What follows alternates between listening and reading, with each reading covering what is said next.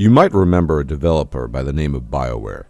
They were responsible for the creation of some of the greatest RPGs of all time, including the predecessors of Baldur's Gate 3, Baldur's Gate, Baldur's Gate 2, and Throne of Baal. Above all, they forged a legacy of legendary games, such as Neverwinter Nights, Star Wars, Knights of the Old Republic, Jade Empire, Dragon Age Origins, Mass Effect, and others. Some people nostalgically refer to this epoch as the Golden Age of Bioware. On his team were such luminaries as David Gator, Drew Karpyshyn, and many others. Most people of a certain age remember that in many ways Bioware set a new standard for RPGs between the years of 1998 and 2009 on multiple fronts: dialogue, storytelling, alternative paths and choices, companions, among other things. And it was truly a glorious time. Even the titles that were objectively less RPG-ish, such as Mass Effect 2, and to a greater extent Mass Effect 3, have etched themselves into our memory for other reasons. I always look back with great fondness and wistfulness at the ever-loyal and competent sharpshooter, Garrus, and think, that is what a friend ought to be like, both in games and beyond, independent of whatever faux pas might have been committed in the larger story. But all good things must come to an end, and so too did the golden era of Bioware.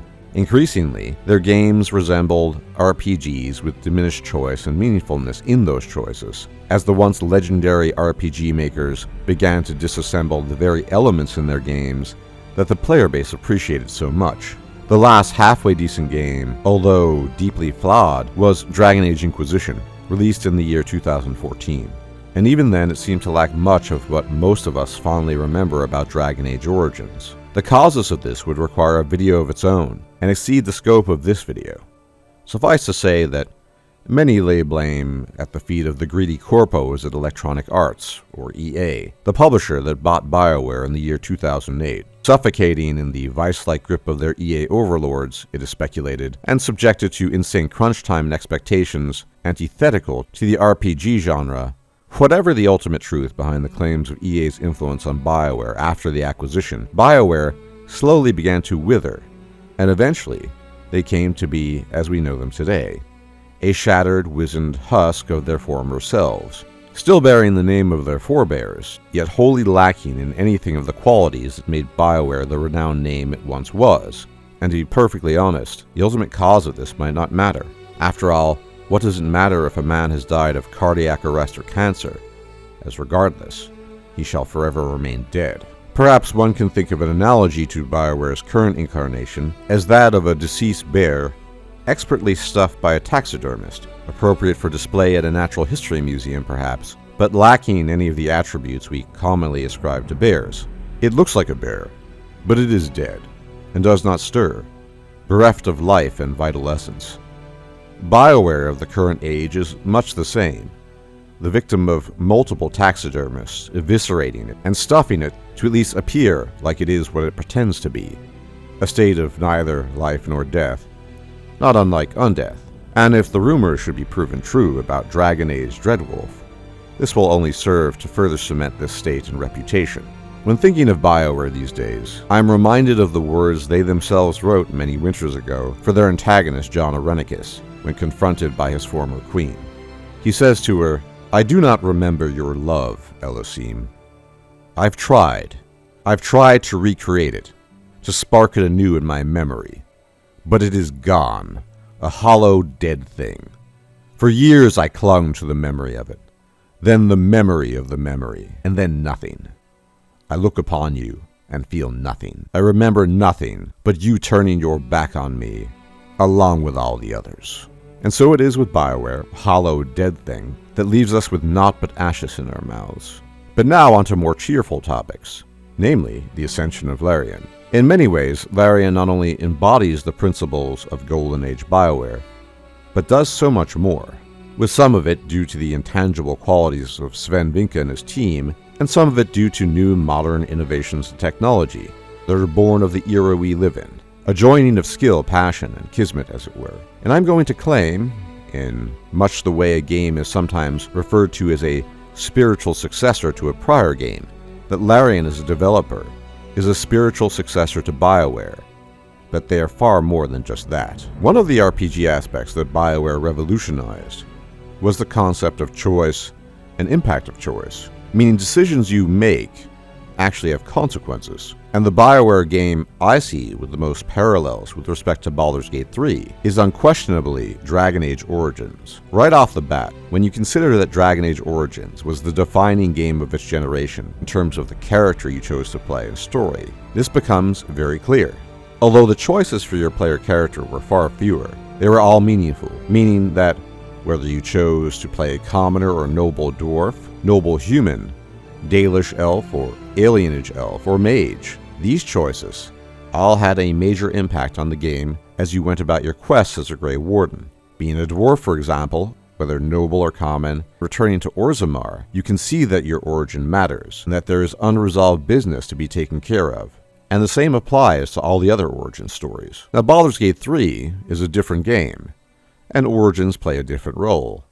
But the reactivity that I've addressed in a previous video is very much a mirror and echo of those features in Dragon Age Origins. If you choose to play a particular race, people will notice, in addition to whatever basic racials there might be.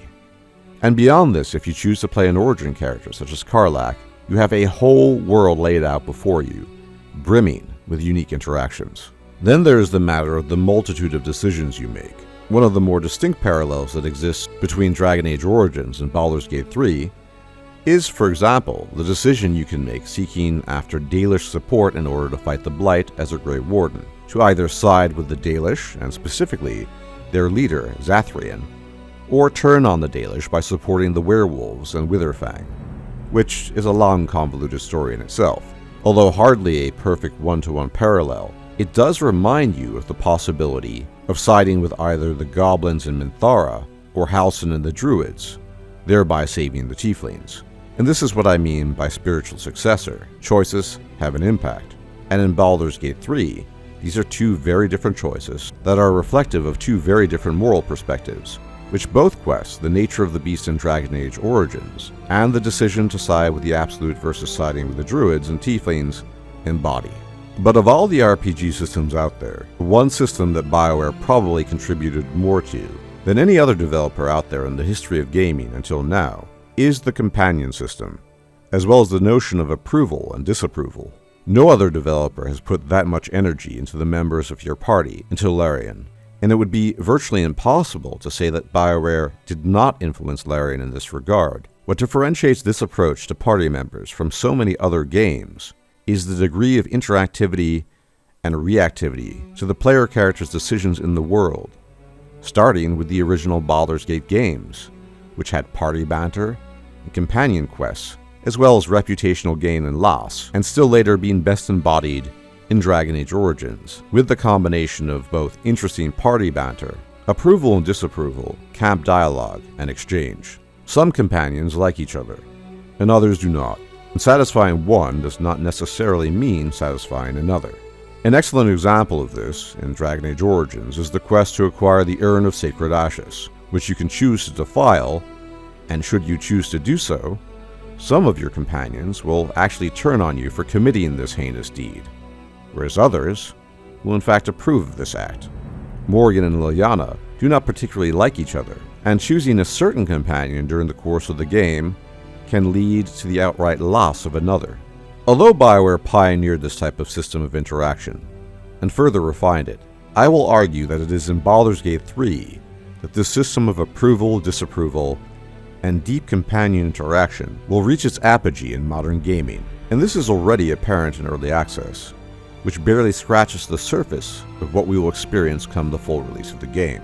It is, for example, quite clear that Shadowheart and Lae'zel bear little love for each other, and that gaining the approval of both, whilst they are in your party, will be no simple matter. Beyond this, we know there are inherent conflicts of interest baked into the game on multiple levels, say with Gale's incessant need to devour powerful magical items at your expense, or the simple fact that Shadowheart must carry around a Githyanki artifact that Lae'zel could gain great renown for if she were to acquire it for herself and bring it to her people.